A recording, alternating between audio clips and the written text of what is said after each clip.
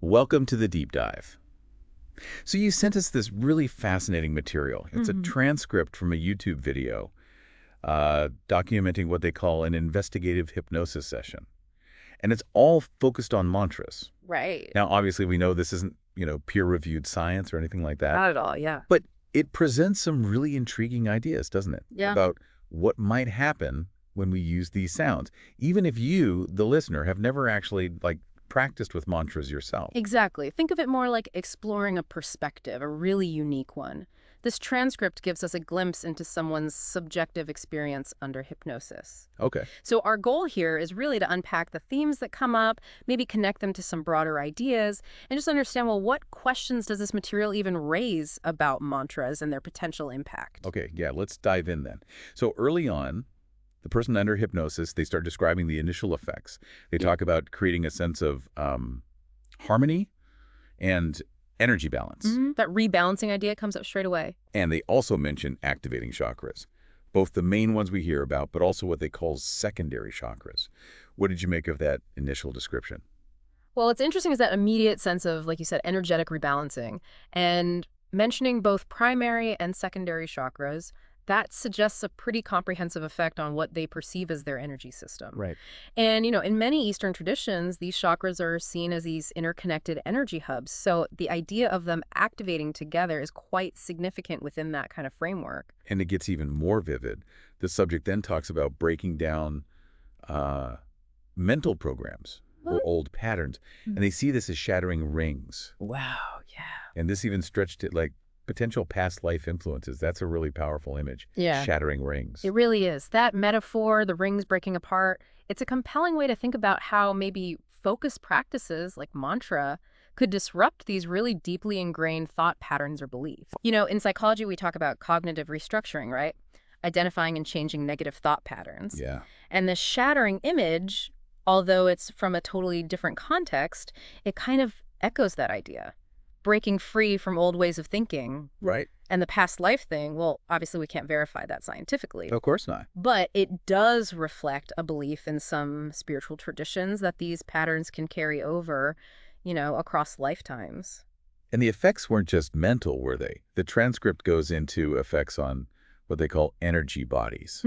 Things like opening up to information, clearer perception. It even hints at extrasensory perception. Yeah, ESP. And just a sense of harmonization between the physical and, well, the non-physical aspects. It sounds like a really holistic thing on an energetic level. That's a good way to put it, like a broadening of awareness, this heightened sensitivity they're describing. It could be linked to the focused attention you get in meditation, right? Where you become more attuned to subtle cues, maybe internal, maybe external, and the idea of personalized energy flow. Yeah, that was interesting too. Right, like different energy bodies activating in different people based on their needs. That actually makes sense. I mean, any practice is going to hit people differently depending on their own constitution, their needs at the time. Okay, so moving to the mantras themselves. Yeah.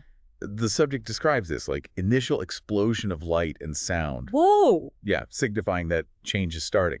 Yeah. Then they see this image of Tibet, groups of people chanting mantras, but with different intentions. The intention piece, important. And when they're asked about the most powerful mantras, specific sounds come up, like Y followed by M and O followed by M. Okay. And the M sound is seen as something that reinforces the mantra's energy, like a vector, they called it, symbolized by infinity. Okay, that explosion of light and sound, that could be symbolic, right? Yeah. Describing a big shift in their internal state, their consciousness. Yeah, possibly. I mean, light and sound are associated with creation, transformation in so many traditions. And the image of Tibetan practitioners, that just highlights the sheer history and cultural weight of mantra practice. For sure. And focusing on specific sounds, especially emphasizing M as reinforcing, like a symbol of infinity, that aligns with the idea that certain sounds just have specific resonant frequencies, specific energetic qualities that can influence us. Like music, right? Yeah. Different frequencies, different emotions. Okay, now this is where it gets really interesting, I think. The potential dangers of mantras. The transcript suggests they're only partly dangerous. Like, the risk is mainly for beginners who might be unbalanced, or for people who treat mantras like a game without really understanding them. Right, casually. And also the possibility of overwhelming clairvoyance or sensory perception, which could lead to panic if you're just not prepared for that kind of experience. That's a really crucial point, actually. It suggests that, yeah, mantras can be beneficial, but they aren't necessarily neutral. You need to approach them with some respect, some awareness. Right. The idea they could be destabilizing for someone already emotionally or mentally wobbly, that makes sense. Any powerful practice that shifts your inner state could amplify existing issues if you're not careful. Yeah, absolutely. And the heightened perception thing, it just underscores the need for, grounding and understanding what you're actually getting into with any practice that alters your awareness. The session also mentioned subliminal effects, saying mantra practice strengthens the link between the subconscious, or subliminal, and our physical reality, making it easier for information to transfer between those realms. Potentially, that sounds like this could have implications beyond just our conscious experience. It really does. I mean, if focus, sound, and intention can build a stronger bridge between the subconscious and conscious, well, that opens up possibilities, right? Accessing deeper awareness, maybe influencing thoughts, behaviors, even our physical state in subtle ways. It kind of aligns with some ideas in, say, hypnotherapy or other practices that aim to work with the subconscious. Okay, but what about people who don't necessarily buy into mantras or don't actively practice? Good question. The transcript suggests that even just consciously experimenting, like trying it out, could still lead to a harmonization of these etheric bodies. Interesting. And similar positive effects, maybe just slower energetically compared to experienced folks. It even mentions initiating illumination, a greater sense of connection with the world. That is fascinating.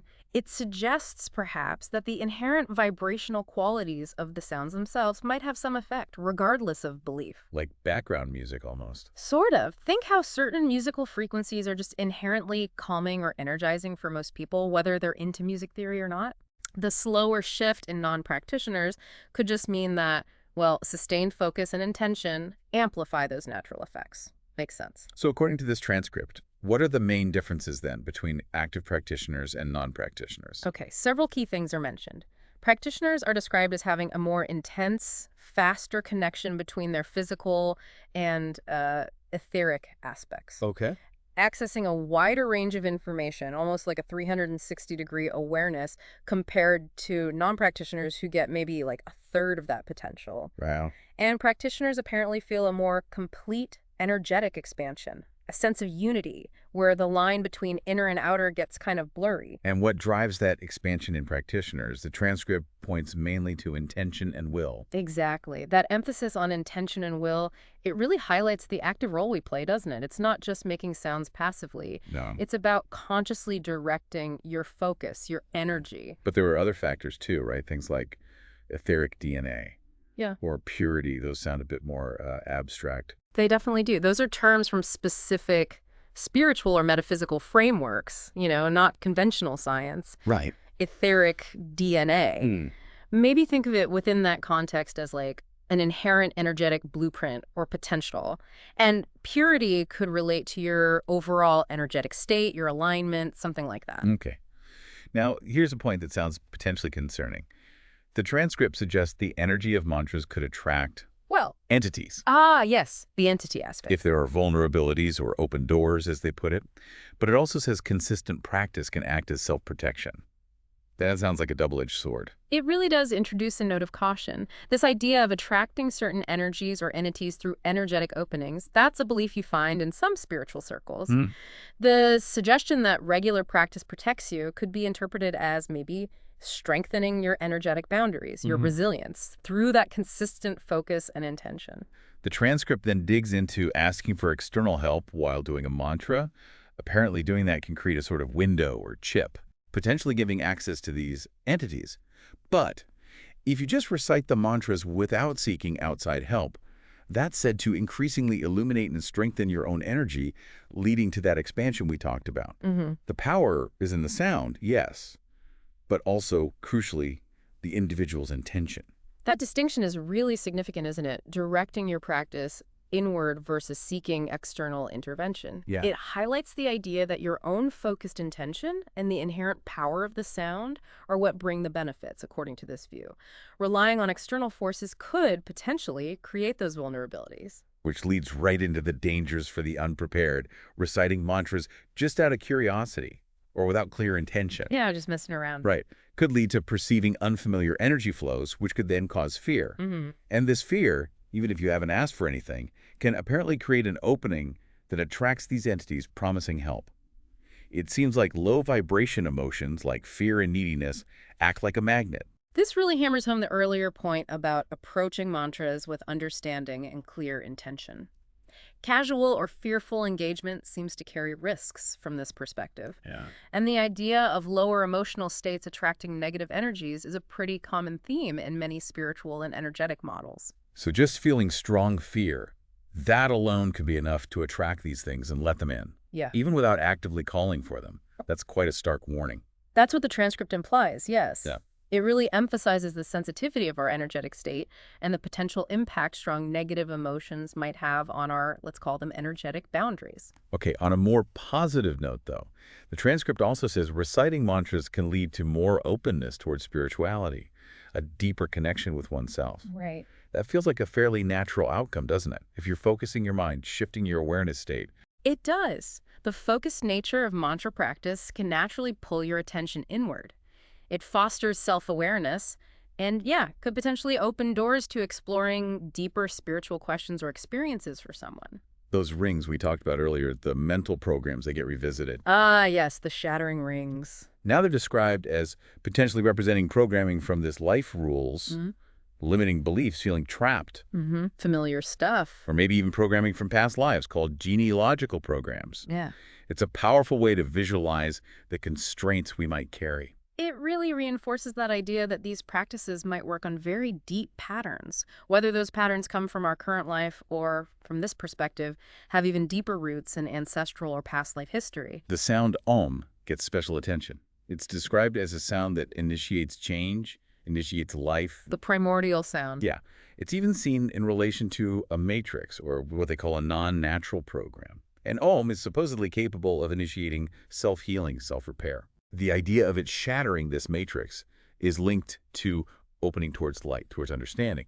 And interestingly, it's also tied intrinsically to death as part of the cycle of change, new beginnings. That's a really profound take. It really is. Om is so widely recognized, isn't it, across so many traditions as this fundamental sound, the essence of reality, the sound of creation. This interpretation here of it interacting with a matrix, facilitating healing and transformation, that adds another layer. And linking it to both life and death really emphasizes its role in that continuous cycle of existence. And this connection to Om even extends to babies. Oh. The transcript points out that a crying baby actually produces Om-like frequencies naturally in its cry. Huh. I never saw that. And that exposing babies to external Om sounds can be comforting, embracing. It helps harmonize the baby, leads to calmness, self-regulation. That's a beautiful thought. It really suggests an almost innate connection to this foundational sound, doesn't it? The calming effect. Maybe it's because its resonant frequency aligns with their natural state, promoting peace. Makes you wonder about the power of sound right from the start of life. This potential for harmony then leads into mantras and illness, starting with children. Okay. The transcript suggests mantra practice can activate self-healing, potentially create complete energetic balance, even in cases of what we'd consider incurable diseases. Wow, those are big claims. Yeah. And it might even make the transition between life and death less traumatic. Those are, yeah, profound claims, certainly beyond conventional medical understanding. I mean, energetic balance supporting well-being is part of holistic health, sure. Right. But asserting effects on incurable diseases, the dying process, that's extraordinary stuff that would need incredibly rigorous scientific investigation to even begin to substantiate. And the effects are described as similar for adults, maybe even more rapid change, if mantras are used intentionally for self-healing, for balancing the physical and the etheric. And again, intention is highlighted. That's the key factor. The consistency there, with intention being emphasized for both kids and adults, it really reinforces the idea within this perspective that consciously directing your focus is crucial for influencing the energetic effects. Then there's the role of a mother's intention, using mantras for a sick child. Okay, that's specific. The transcript suggests that if a mother really intends healing through mantra, the child can somehow understand and receive that intention, potentially leading to healing. However, it also notes healing might not happen if the child has a deeper, subliminal intention, maybe a pre-incarnation agreement for a short life, something like that. Ah, the soul contract idea. Right. In those cases, the reincarnation process takes precedence. But even then, the mantra work is said to potentially liberate the child from karma in the next life. It's a really complex interplay of intentions described there. That definitely introduces concepts of deeper, maybe karmic influences on life outcomes, things beyond our conscious grasp or desires. Yeah. It suggests a kind of hierarchy of intentions, where maybe the soul-level agreements, if you accept that framework, hold more weight than even a powerful maternal intention. And the idea of karmic liberation, regardless of physical healing, offers a completely different perspective on the purpose of the practice. Okay, finally, the transcript comes back to these entities and mantra frequency. It states they can't directly access the mantra frequency itself. Interesting. So the sound itself is safe. Really? Instead, they gain access through low-frequency emotions the person produces. Ah, so it's about the person's state, not the sound. Seems so. The person creating the sound owns it. It's part of them. Attempts to steal this life force frequency happen by exploiting doubts, lack of belief in the practitioner. It even mentions technology-like methods these entities might use to gather this energy. Yeah. It paints a picture of a kind of energetic warfare almost. It really does. This perspective emphasizes the inherent protective quality of the mantra's vibration itself, but positions negative emotions and doubt as the weak points, the vulnerabilities that can be exploited. Yeah. And mentioning technology-like methods adds this whole other layer of complexity to the idea of energetic interaction. Suggests something quite organized from this viewpoint. The importance of belief and intention comes up yet again, stating that just reciting mantras like it's a trend, with no conscious intention. Yeah, just going through the motions. Right. It's likely to yield minimal results. Maybe just some relaxation, but that's it. Yeah. Really brings it back to active participation. Absolutely. It underscores that mantra practice, according to this source anyway, isn't passive. It requires conscious engagement conviction to unlock that deeper potential they're talking about. And lastly, it touches on the law of attraction, noting that if you desire something from a place of lack, of need, The wanting feeling. you create a frequency of deficiency that actually hinders what you're trying to attract. True attraction, it says, works from a place of abundance, wholeness. We hear that theme a lot, don't we, in manifestation circles? We do. And it highlights that energetic principle. Like attracts like. Approaching practice or any intention setting, feeling lack might just perpetuate lack. Whereas cultivating that mindset of wholeness, positive intention, is believed to be way more effective. Well, this has been a truly fascinating deep dive into the ideas in this hypnosis transcript. It's certainly given us a lot to think about, even acknowledging the unusual source. Indeed. It offers a very unique lens, doesn't it? To consider the potential effects of focused sound, intention, the interplay of our inner state and our energetic experience, whatever that might mean. You sent us this material, and it has definitely sparked some thought-provoking questions.